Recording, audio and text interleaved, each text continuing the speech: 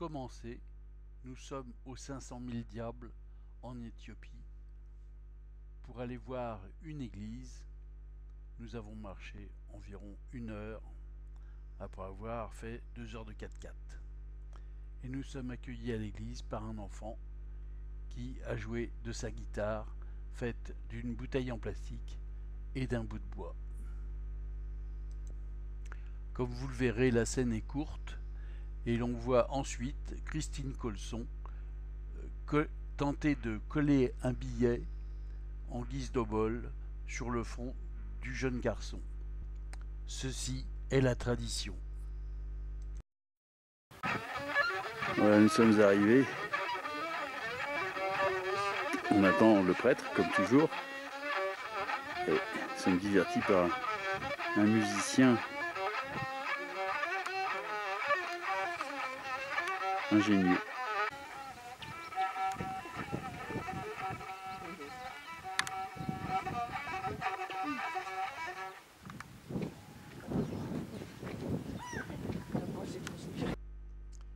Un coin plus perdu que celui-là, c'est introuvable. Nous sommes dans le nord du Pakistan, après 3 jours de piste, chez les Kalash.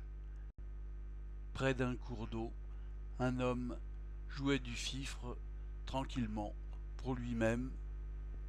La scène est également très courte, mais elle vaut pour sa rareté.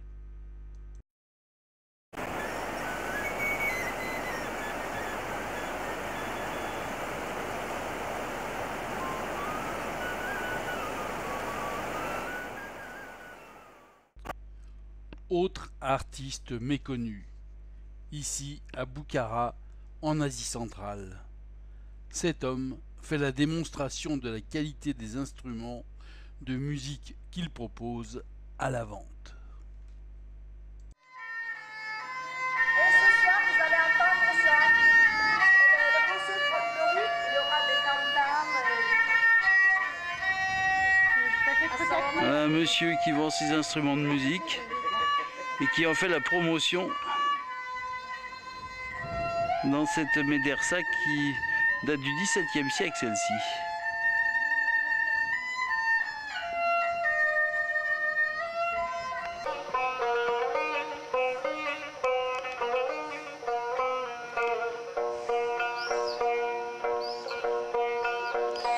C'est pas un commerçant, c'est un artiste.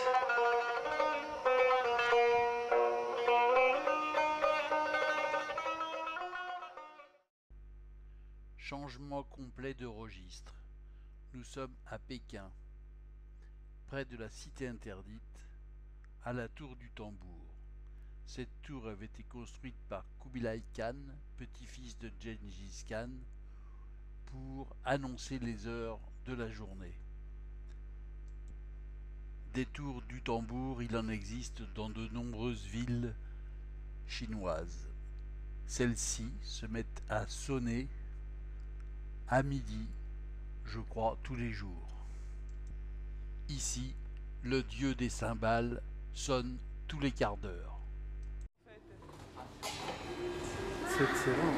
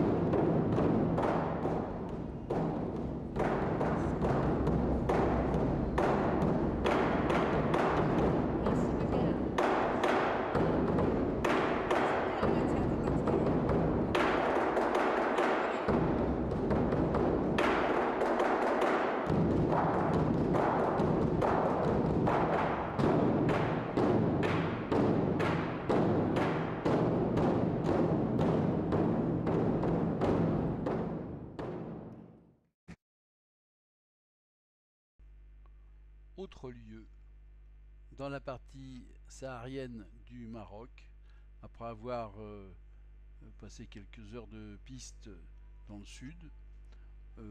En s'approchant d'une oasis, on tombe sur un improbable bistrot perdu au milieu du désert. On avait soif, on est entré. Voilà le bistrot en question. Qu'ils avaient un oud, nous leur avons bien sûr demandé de bien vouloir nous jouer un petit air. Et spontanément, nous avons eu droit à un mini-concert improvisé dans un endroit improbable du désert marocain.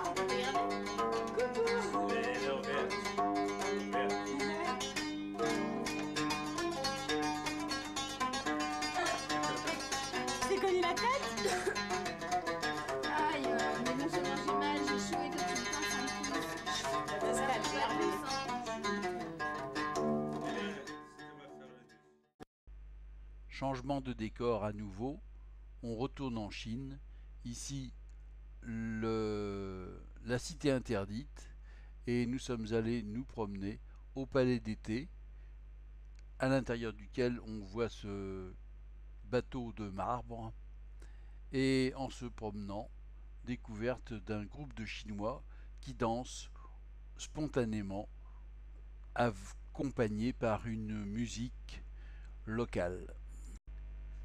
C'est le lieu, la spontanéité et le caractère improvisé qui rend cette scène si sympathique.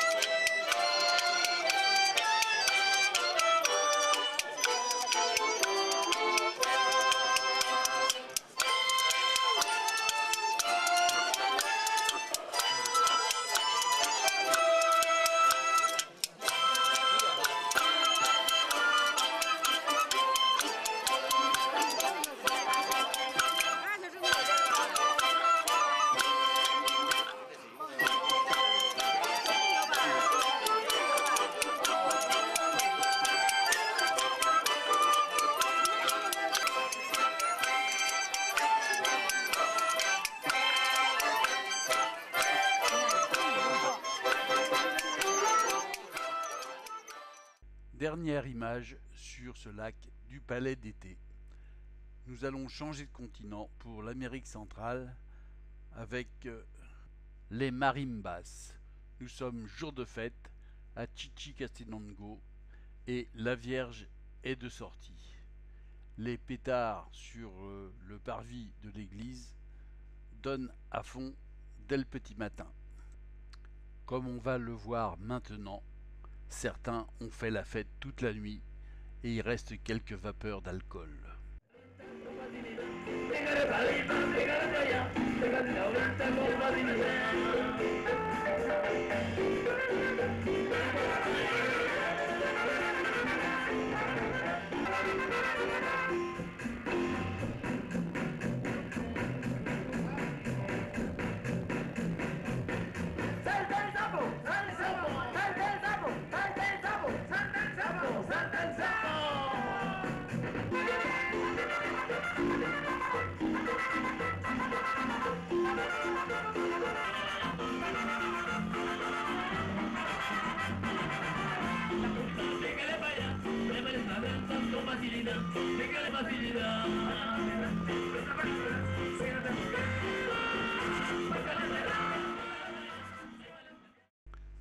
Voilà donc la Vierge, responsable de toutes les beuveries. 2 jours plus tard, nous sommes dans un village à la frontière du Mexique, à Todos Santos, le jour de la Toussaint, autrement dit, jour de fête. Voilà les marimbas, et il y a des courses de chevaux que j'aurai le plaisir peut-être un jour de vous montrer et qui ne manquent pas d'intérêt. Ici, tout le monde est habillé de la même façon, en particulier les hommes. Pantalon rouge rayé, chemise blanche avec des rayures bleues, un col brodé et un chapeau blanc entouré d'un ruban bleu. Avant, pendant et après la course, la fête bat son plein, notamment sur la grande roue où on peut mettre une dizaine de personnes.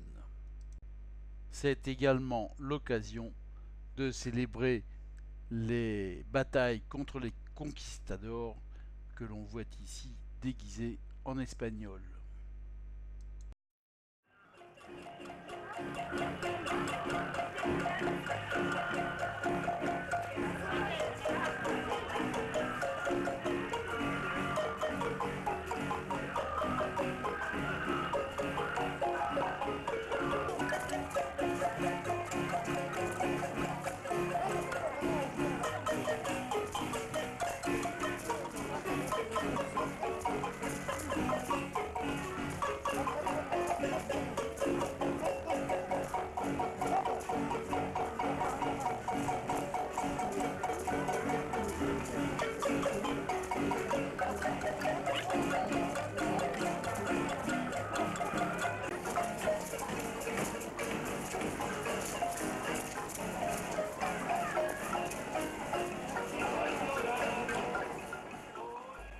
Je ferai remarquer qu'à Todos Santos, tous les chapeaux des hommes sont identiques. On pourra noter le caractère très basique des danses. Nous quittons donc la fête de Todos Santos, non avant avoir égorgé un coq. Après être redescendus dans la vallée, nous sommes à Zunil, le jour donc de la fête des morts, lendemain de la Toussaint. Et c'est la fête dans le cimetière où toutes les tombes sont particulièrement décorées et où c'est la fête, avec cerfs-volants pour se relier aux morts et de nombreux orchestres qui sont en pleine activité. On pardonnera à nouveau la médiocre qualité des images, mais ce film date de 1994. Dans ce village, on verra des enfants dans le cimetière jouer au cerf-volant. Cerfs-volants qui montent vers les morts et qui permettent de se mettre en rapport avec eux. On voit par ailleurs que les tombes sont fleuries à l'extrême et c'est la fête au village, là encore.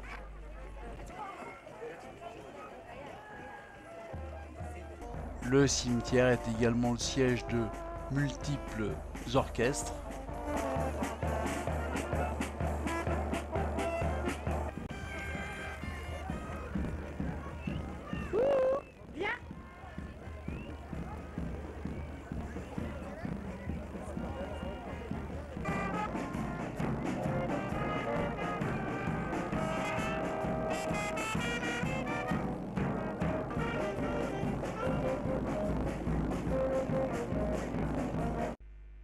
Après une demi-journée de recherche, j'ai finalement réussi à trouver ces chaussures à San Cristobal de las Casas. Pour introduire un orchestre rencontré en Bulgarie, voici la cathédrale de Sofia. C'est dans une station de sport d'hiver bulgare que j'ai eu le plaisir de voir et écouter un petit orchestre de tziganes bulgares qui ont interprété des airs de leur communauté.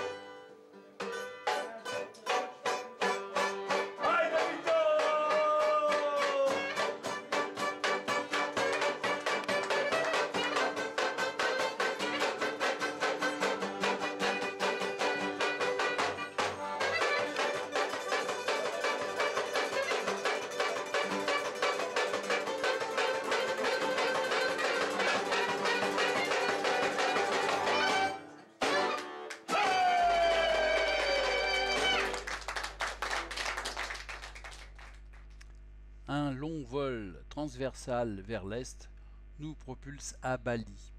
Ici, le temple mère de Besaki, le temple montagne le plus vénéré à Bali. Et nous allons nous habituer à cette île en voyant toutes les cérémonies, en voyant quelques cérémonies qui se déroulent constamment dans l'île avec des processions de gens qui viennent de leur village et qui vont au temple pour vénérer les dieux hindouistes. On va donc voir des défilés d'hommes et de femmes, les femmes portant les offrandes dédiées aux dieux, ces offrandes pesant plusieurs kilos, avec des fruits multiples, des canards, etc.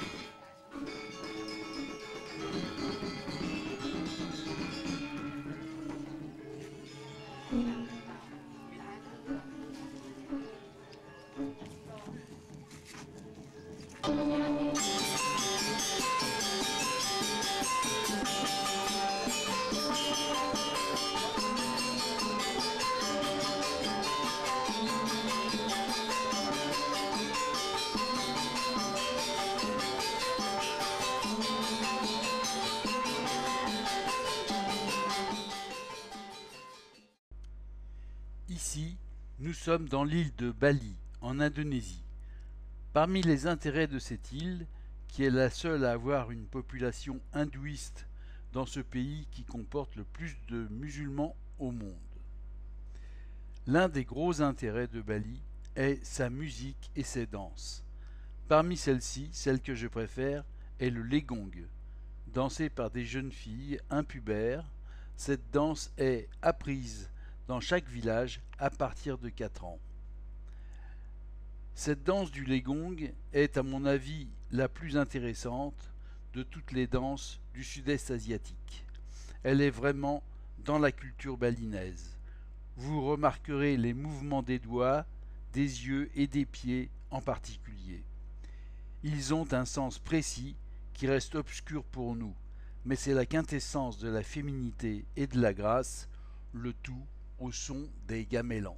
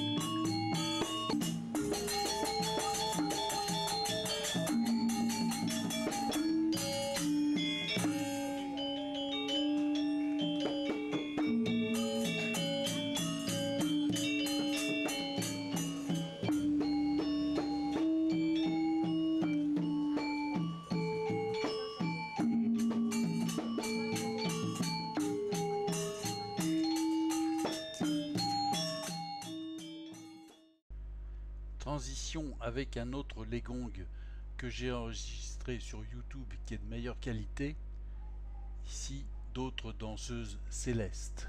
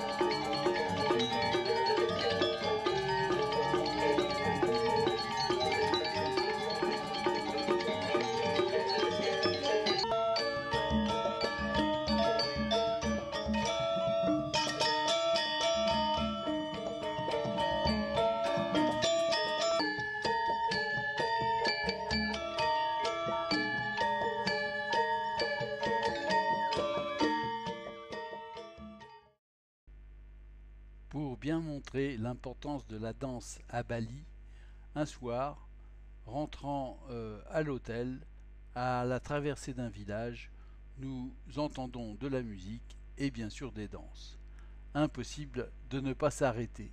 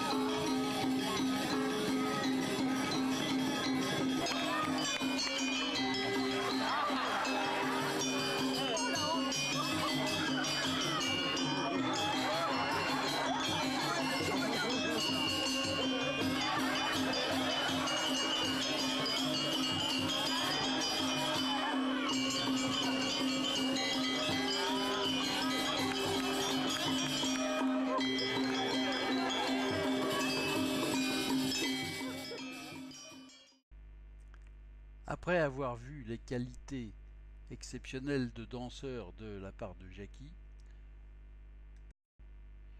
je reviens sur le voyage que nous avions réalisé l'année précédente, au cours duquel nous sommes allés à nouveau à ce temple de Besaki, où une grande manifestation avait lieu pour, je crois, la fête nationale. Il y avait une foule importante et on a pu voir quelques images d'une danse qui s'appelle le barong, que l'on va voir au milieu des différentes séquences.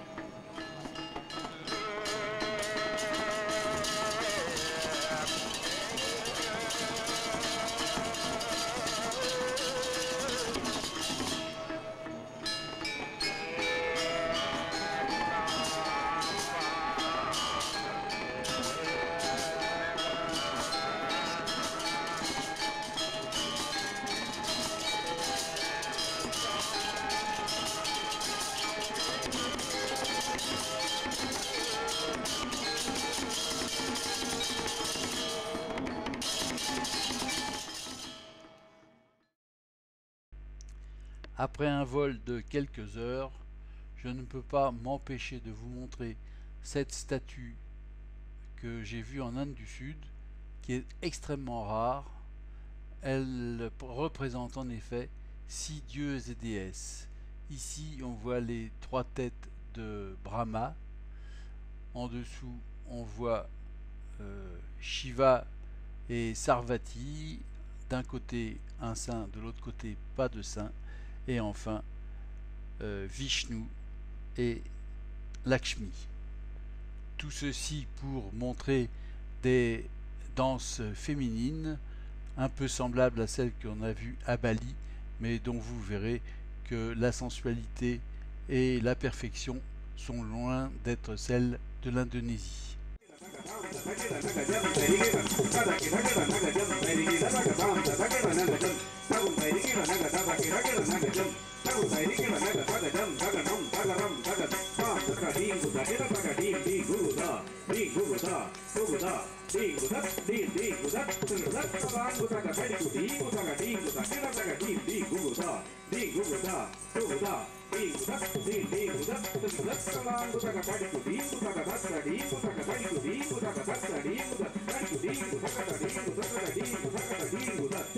Padumana Patumari Leela Padumana Patumari Leela Kakahume Saro Padumana Patumari Leela Kakahume Saro Tava Sangata Kanada Ayo Sogamaru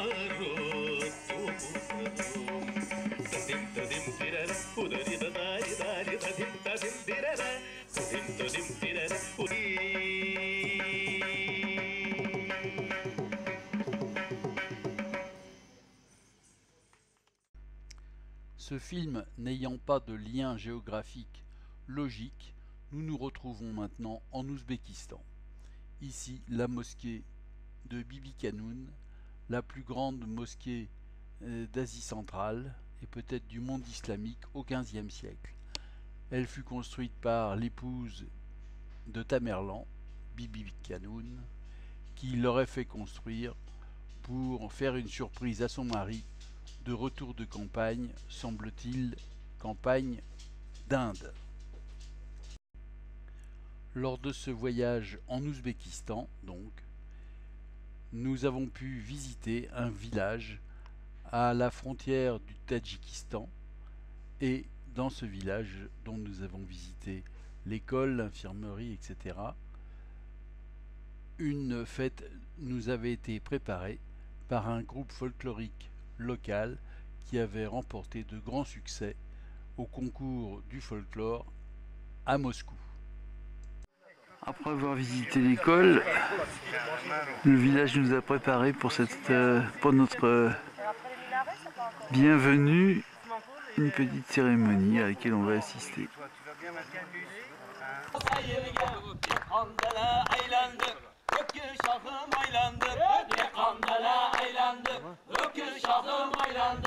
Amaç bana çökertiş, Dekan baba şeylendi. Amaç bana çökertiş, Dekan baba şeylendi. Bugün bayram yılbaşı, seyirge ha seyirge. Bugün haydavda, yoklar üstü yaylavda. Sigir dana haydavda. Yangi yılın kutlu olsun, kazan kola süt olsun. Yangi yılın kutlu olsun, kazan kola süt olsun. Bugün kaşı gözünü körüp, oynan yar oynan. Kaşı gözünü görüp, oynan yar oynan. Birdem ketelmey kaldım, sana ver saz oynan. Birdem ketelmey kaldım, sana ver saz oynan. Hayyar yar yarimem, oynan yar oynan. Hayyar yar yarimem, oynan yar oynan. Benemdeki canım sana, sana ver saz oynan. Maman oğul tuğup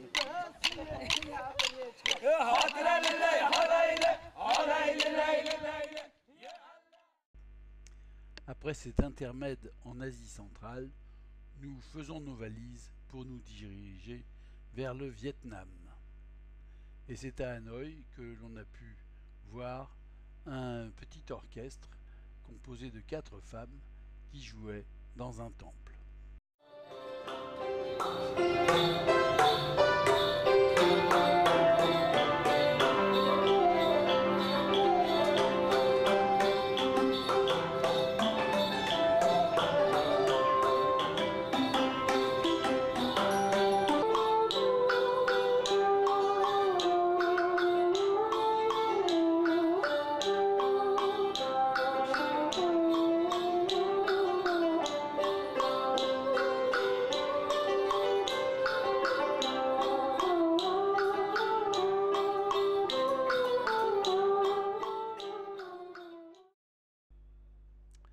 Un petit transport de valises pour nous accompagner dans un village muong vers la frontière vietnamo-cambodgienne.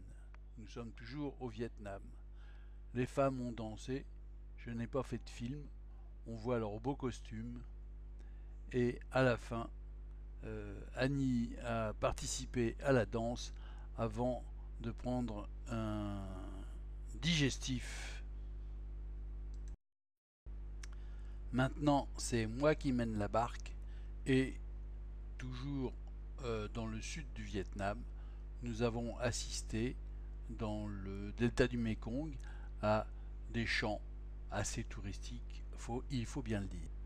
Ils célèbrent la beauté du Vietnam.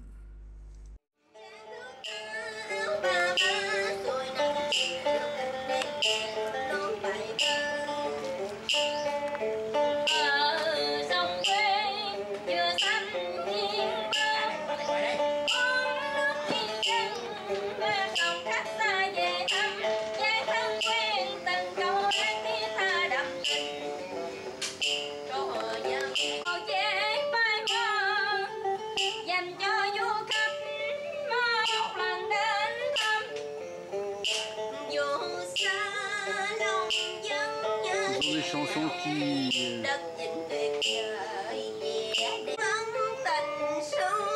expriment la beauté de la région et de la richesse de ces terres. Vous l'avez deviné, notre nouvelle destination est l'Inde du Sud. Et je ne résiste pas au plaisir de vous montrer cette statue qui représente Shiva à droite et Parvati son épouse avec son sein à gauche, le tout accompagné par Nandi, la monture de Shiva. Ici, nous pouvons voir nuitamment 2 comédiens qui vont interpréter une scène, une comédie, une tragédie qui s'appelle le Kathakali. C'est une spécialité de la région du Kerala en Inde du Sud. S'ils mettent environ 2 heures à se grimer, vous allez voir que le résultat en vaut le travail.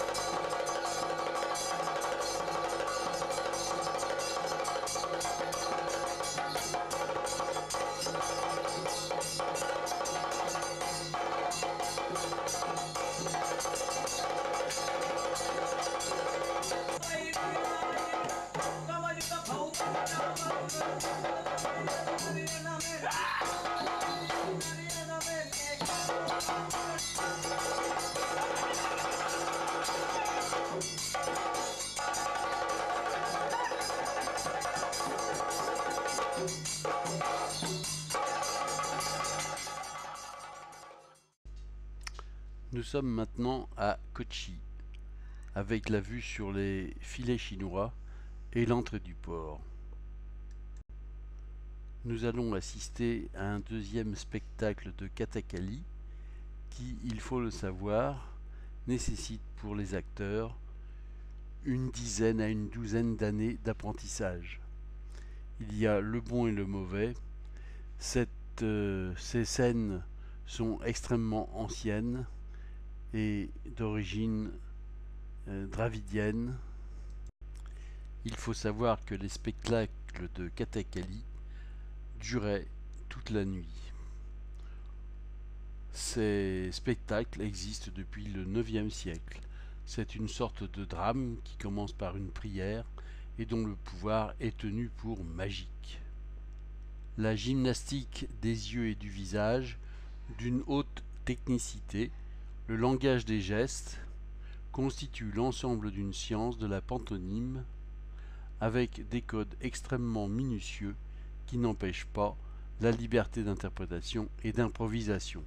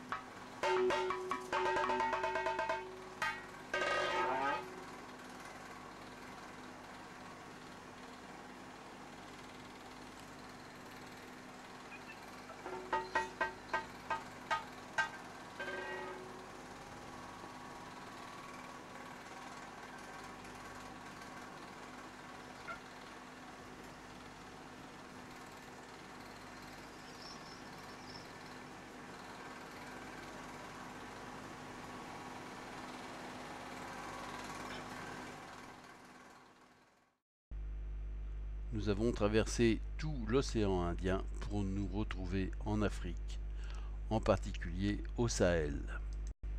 C'est dans ce Sahel que l'on peut rencontrer des populations peules qui vivent dans de nombreux pays du Sahel, en particulier le Niger et le Mali.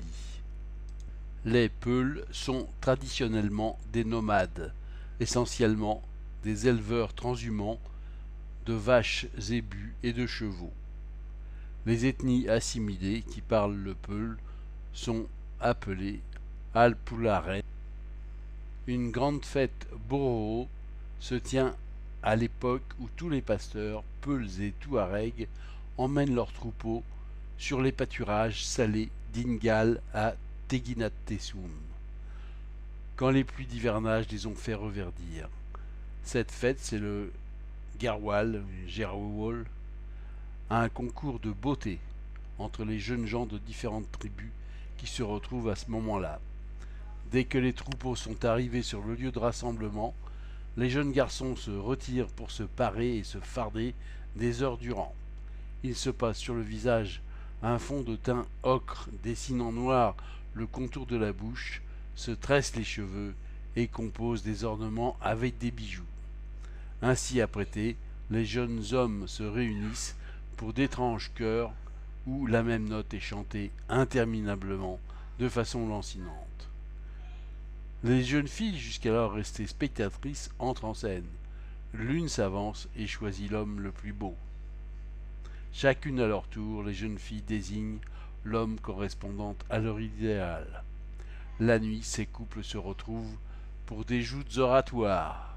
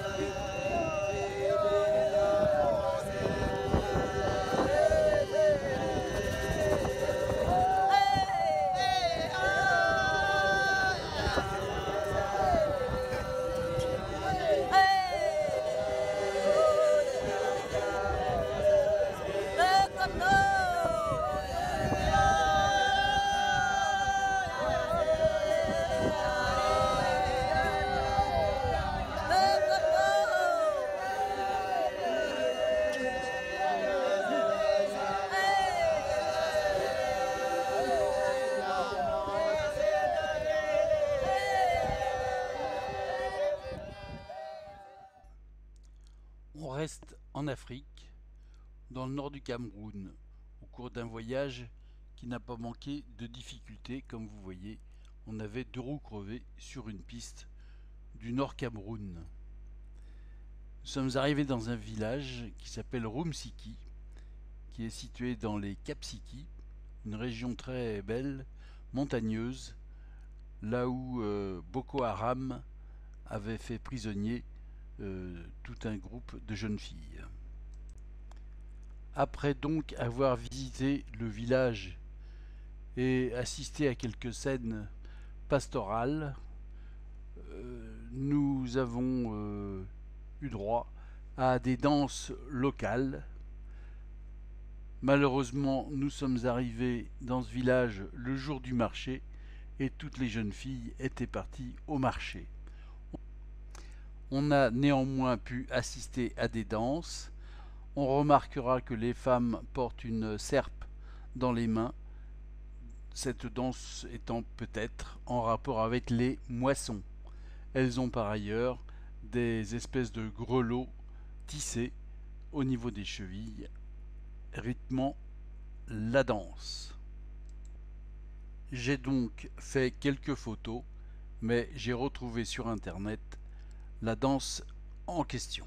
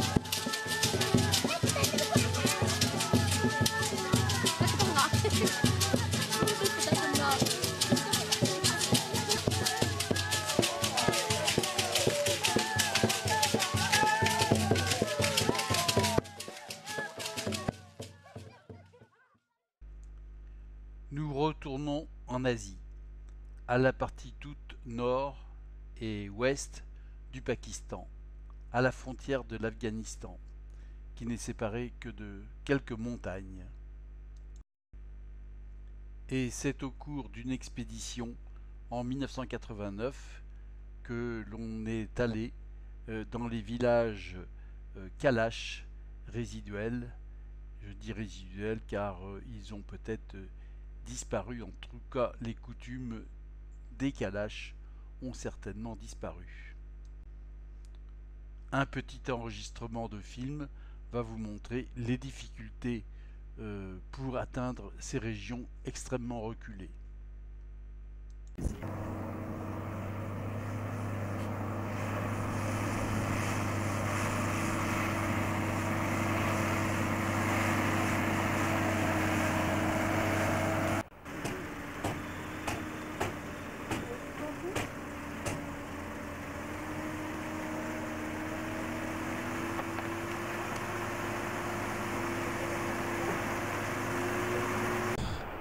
Et nous allons bivouaquer. C'est bien, on fait un petit poste, on fait un tac.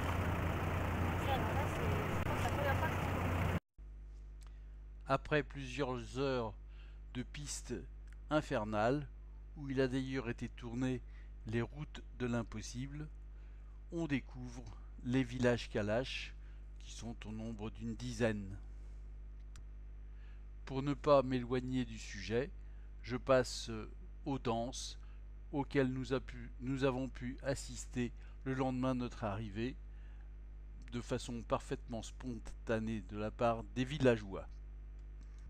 Ces extraits de films que vous allez voir sont certainement des collectors. Les habitants de cette vallée sont souvent appelés les enfants de la nature. Ils mènent une vie simple et vivent chichement de leur élevage substantiel. Quelques troupeaux de moutons, un peu de bétail et quelques chèvres. Ils possèdent aussi des vergers. Ils vivent dans des huttes de boue et de pierre sans fenêtres et n'utilisent ni savon ni monnaie. Les Kalash célèbrent leurs fêtes religieuses en janvier et en mai. Ils organisent des danses collectives et des festins à cette occasion. Beaucoup les considèrent comme païens. Quelques-uns de leurs dieux s'apparentent à ceux des Romains et des Grecs, bien que le culte de l'ancêtre, qu'ils pratiquent en adorant les effigies de bois, soit ancré chez eux.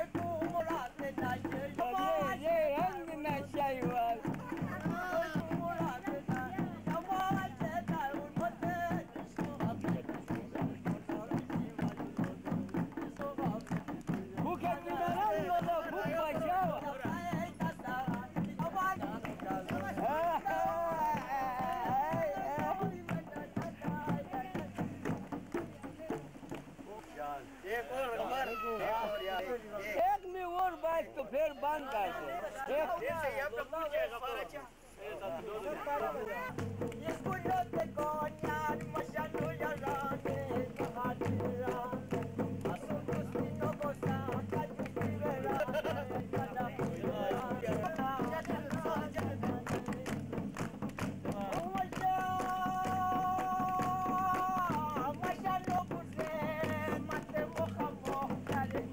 Wow.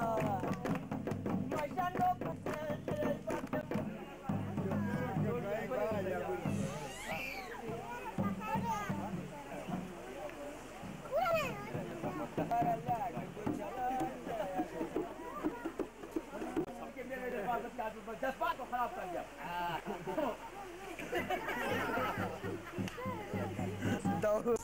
कोई ना को मत दीजिए आवाज गाड़ी में ना को हटा भाई के दिन ना बाकी बेटा स्कूल हाई स्कूल जानता है कि इसे कांटेक्ट कर सब भी मत जाता है गाड़ी खबर कर दिया खबर की गाड़ी में स्कूल खत्म को तना जी ने गाड़ी से हिस्सा दे बता दे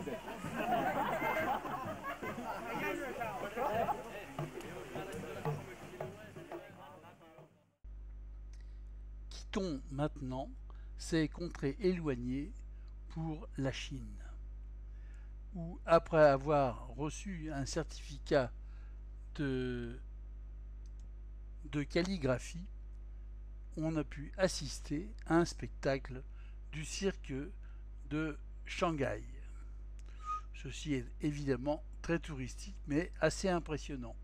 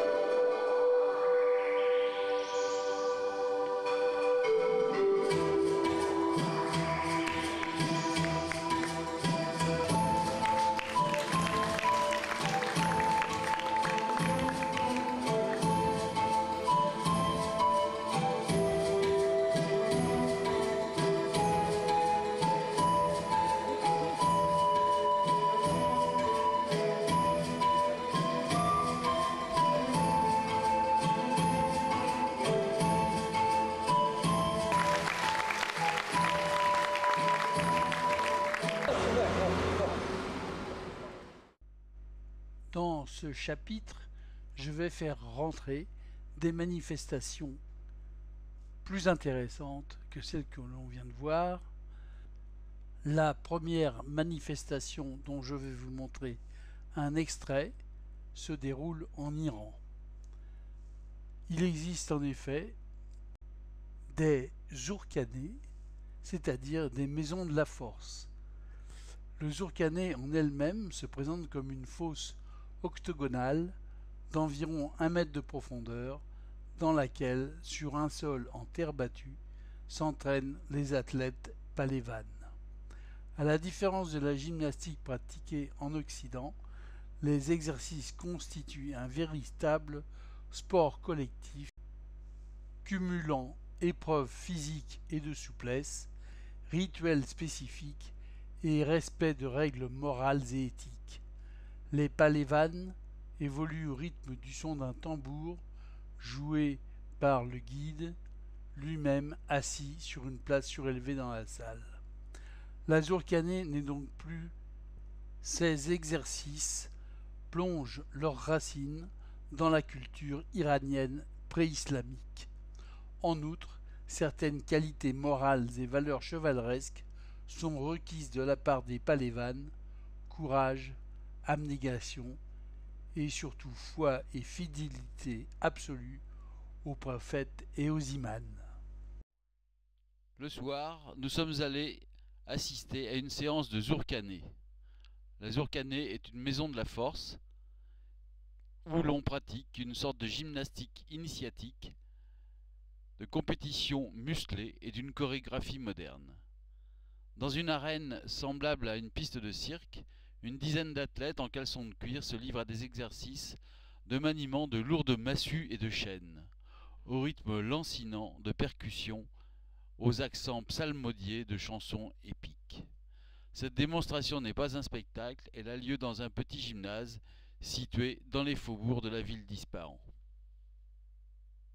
ایام شد به طرز آینه فام گذشت ماه مبارک که در مه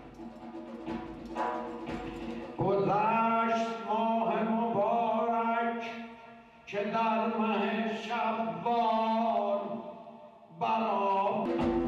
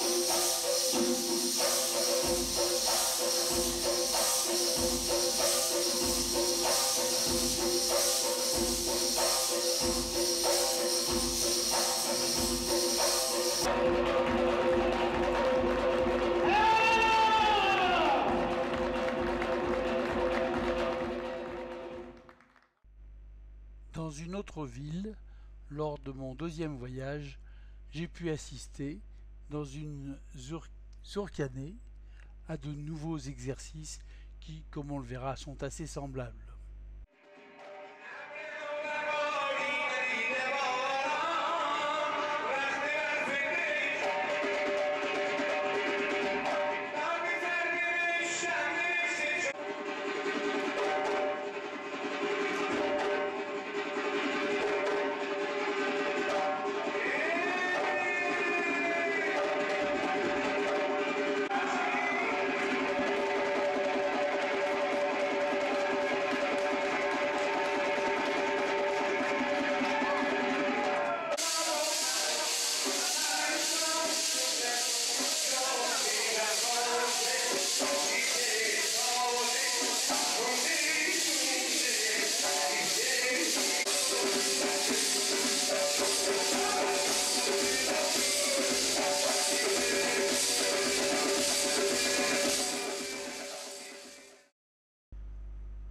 Notre deuxième étape, dans le cadre des gesticulations religieuses, sera l'Éthiopie, comme vous pouvez le deviner.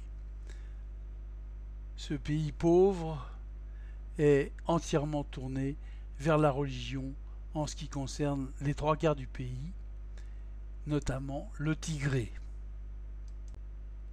En dehors de celle-ci, qui est la plus connue, il s'agit de Saint-Georges à Lalibela.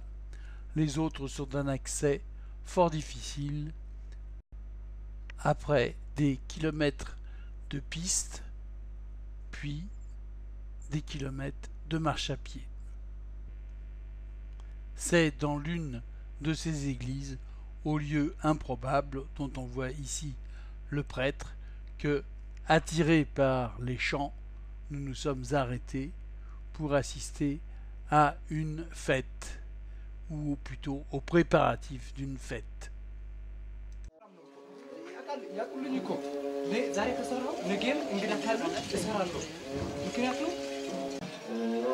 On entend des tambours et des sistres.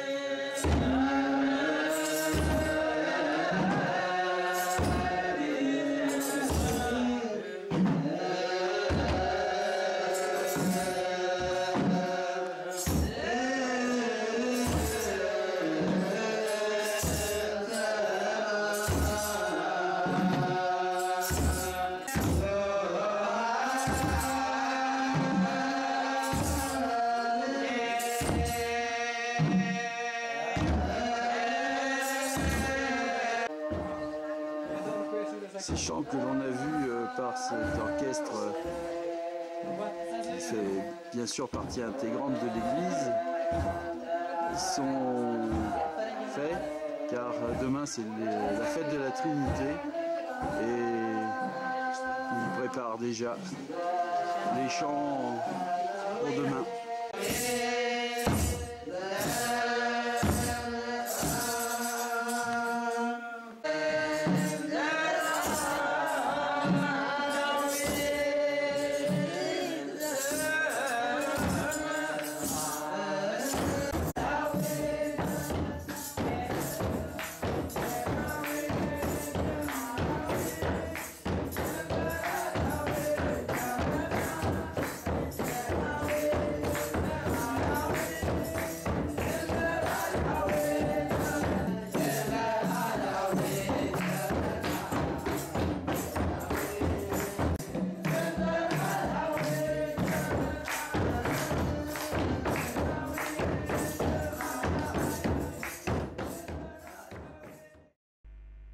Je rappelle qu'il s'agit de l'Église éthiopienne, qui est une branche orthodoxe du christianisme.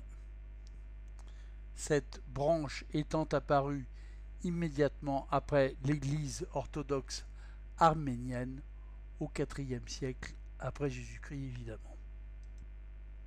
2 jours plus tard, nous sommes le jour de la fête de Timkat, célébration du baptême du Christ. Cette fête a lieu fin janvier et est la plus importante des fêtes de l'Église éthiopienne. Avec un peu de patience, on finira par voir les prêtres bénir l'eau qui sera ensuite distribuée par les fidèles.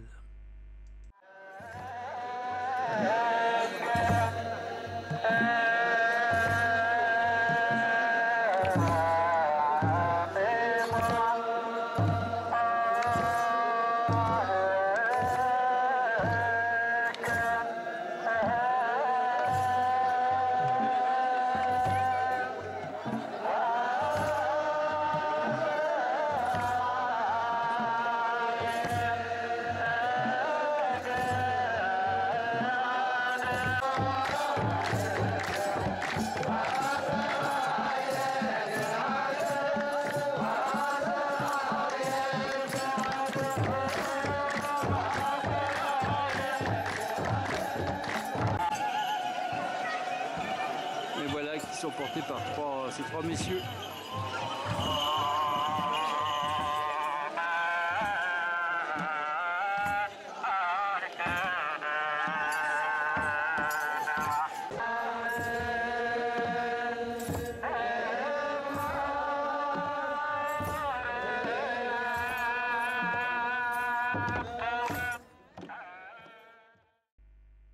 Après un transport par une compagnie aérienne qui ne peut qu'inspirer la confiance, nous nous retrouvons au Népal, d'où l'on voit ici les Annapurna, ou 3 d'entre eux en tout cas.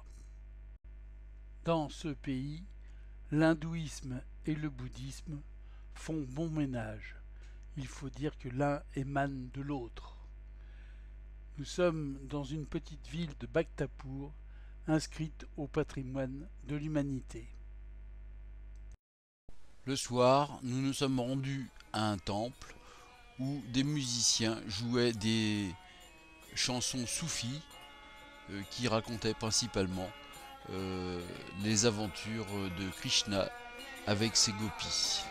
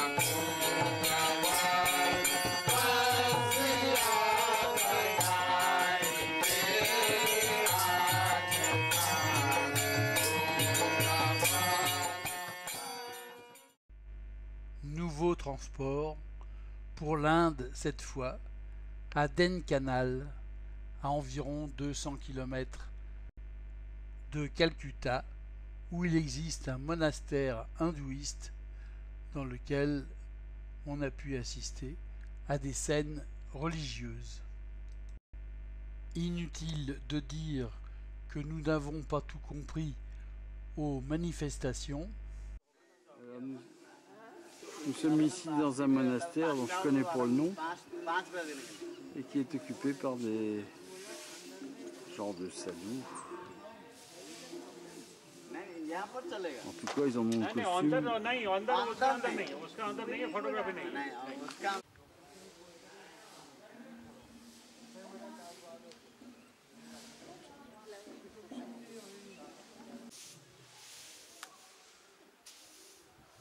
Ah, est-ce qu'il se prépare à donner un coup de gong? Je ne sais pas.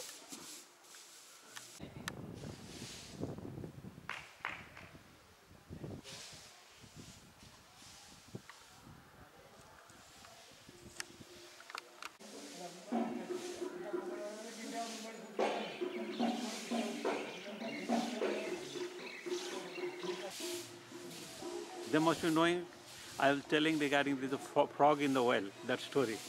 So we are a frog in the well.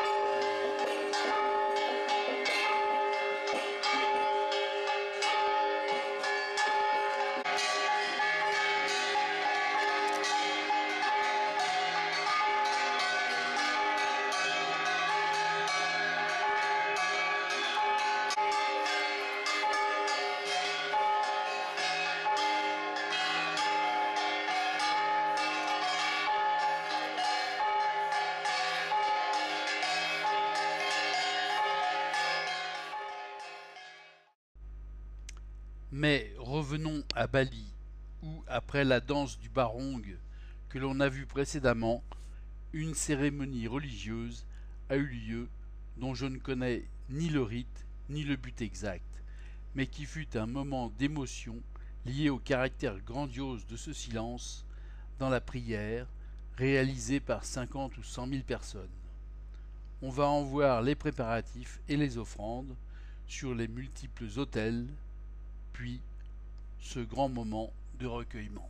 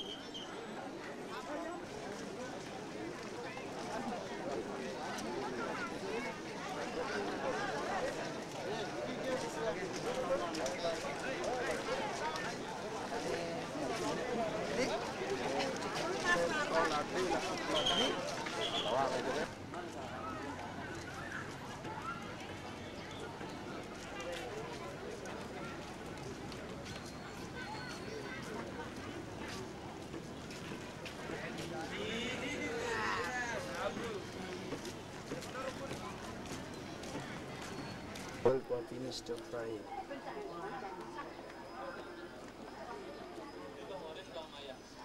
But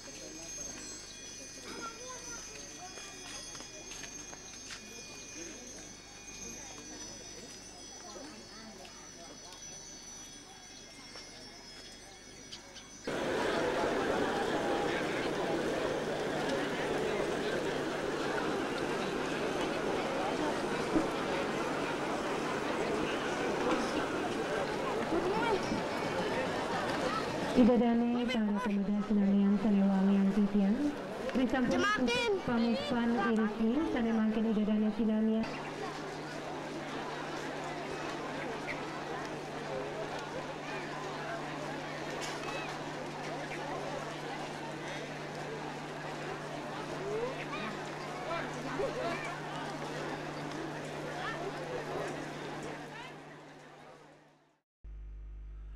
Le Bhoutan, également appelé pays du bonheur national brut, est un petit pays aux traditions uniques.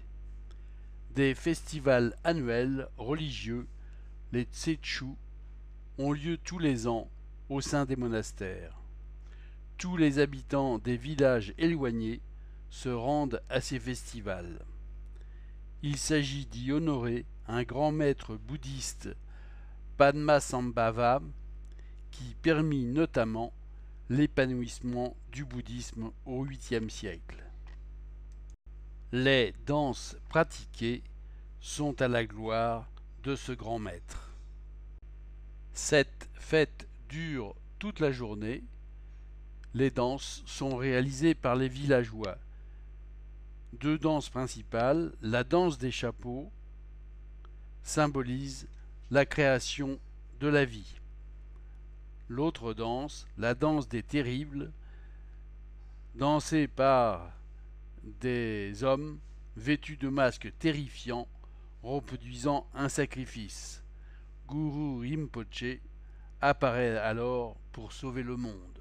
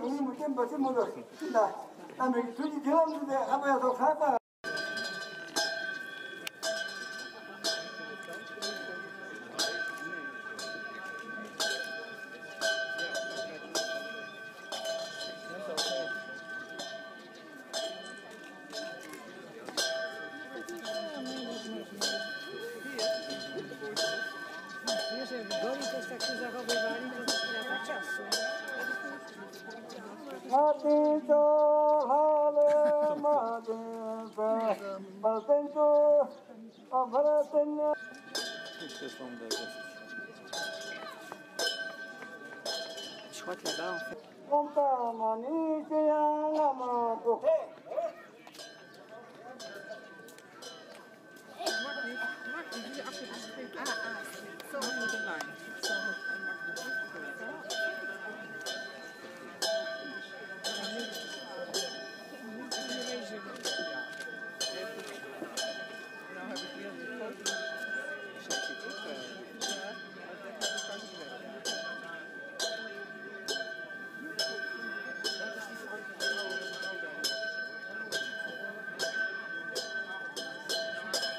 Usuno isu bukti kane video indi de pitiro temma kene dabo e desulo desulo da labda tumse de chudo chudo atina dadoji chamdi da chana droji sinji yabium da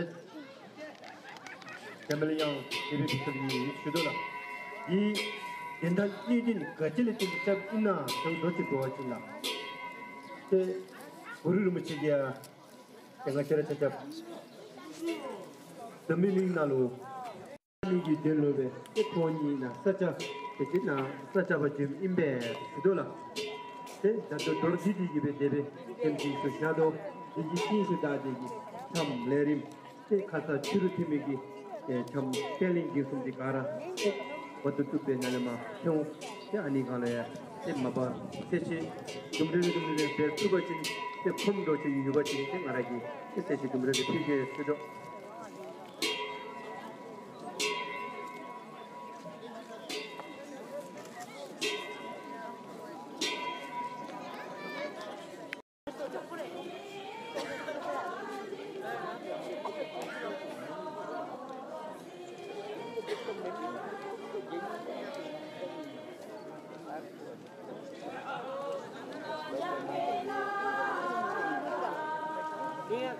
아니 윤락 좀 하게.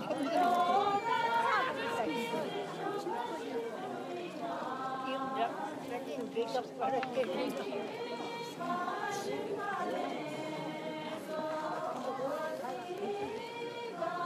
뭐라 오나라 이거 아게.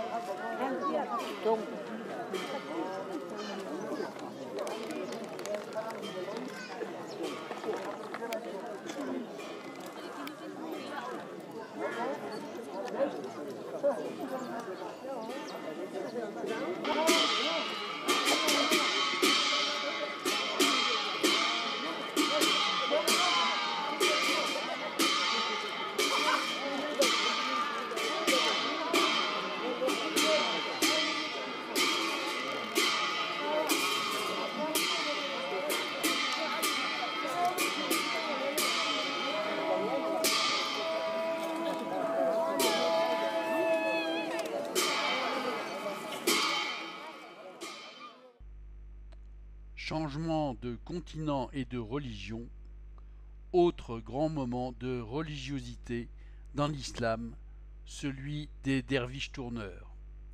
C'est un ordre soufi dont le but est de se rapprocher de Dieu, qui a été créé au XIIIe siècle par Rumi à Konya en Turquie. Ils sont appelés les derviches tourneurs. Pour résumer, il s'agit d'une sorte de confrérie psychospirituelle suivant la voie ascétique soufie avec comme caractéristique le dénuement, l'austérité et la pauvreté. Pour cet ordre soufi, c'est la danse, la transe qui permet le rapprochement avec le divin.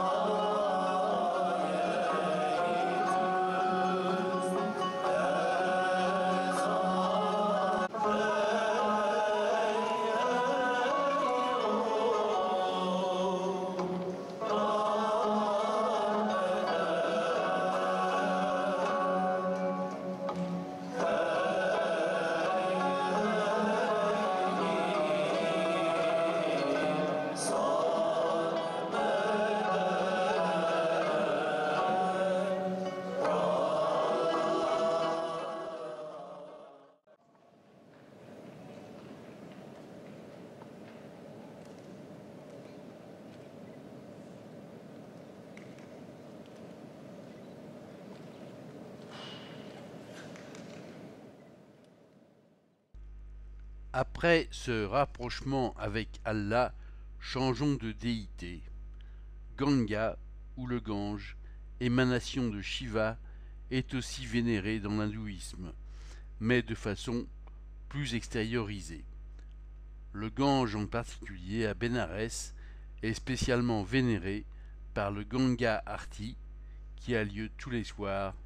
C'est la prière au Gange dirigée par les brahmanes.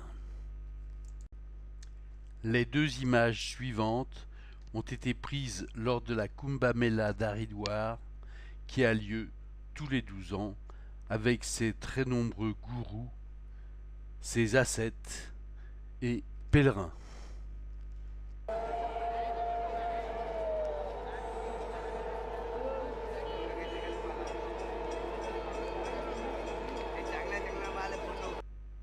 Voici les fleurs qui sont destinées à être offertes au Gange et les nombreux pèlerins sur les bords, sur les ghats de Bénarès.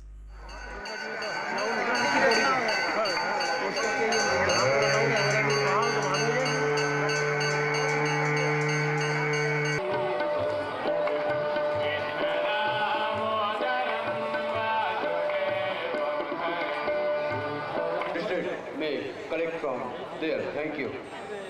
एक आवश्यक सूचना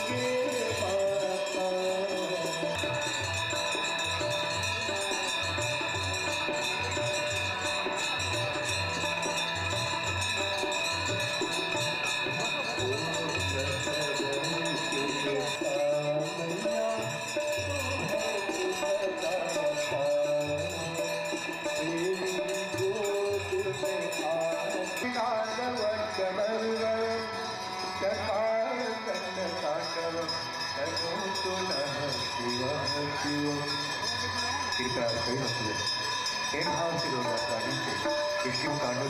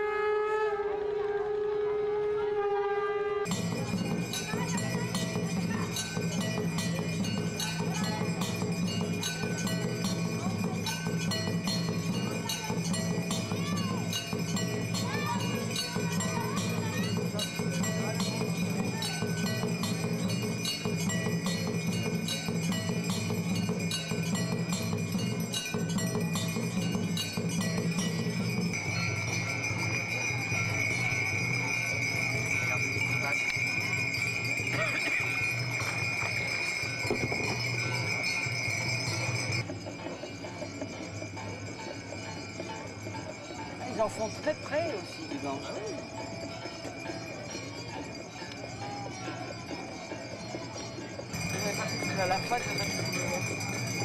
Après quelques embryons volés de films sur la crémation, on retrouve nos 5 brahmanes.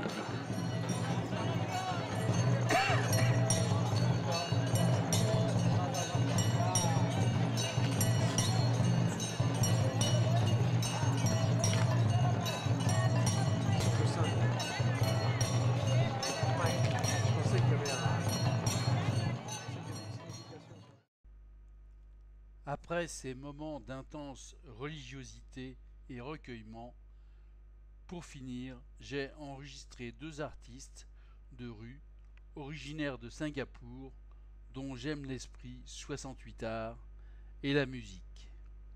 Ceci clôturera le film.